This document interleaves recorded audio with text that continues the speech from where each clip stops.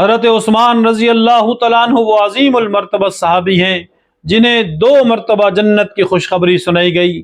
ایک مرتبہ حضرت عثمان رضی اللہ تعالیٰ عنہ کو اس وقت جب مدینہ میں مسلمانوں کے لیے پانی کا کنواں وقف کیا تو آقا انعامدار صلی اللہ علیہ وسلم کی مبارک زبان سے حضرت عثمان کے لیے جنت کا اعلان کیا گیا۔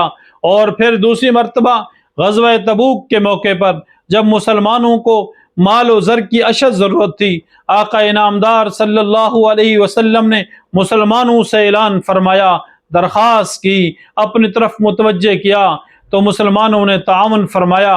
اس وقت حضرت عثمان رضی اللہ تعالیٰ عنہ نے اپنا کثیر مال پیش کر کے رسالت مآب صلی اللہ علیہ وسلم کو خوش فرما دیا۔ آپ حضرت عثمان رضی اللہ تعالیٰ عنہ کے اس مال کو دیکھ کر خوشی اور مسرت کے اس قدر لمحات تھے کہ آقا انعامدار صلی اللہ علیہ وسلم نے حضرت عثمان کو جنت کی خوشخبری سنا دی۔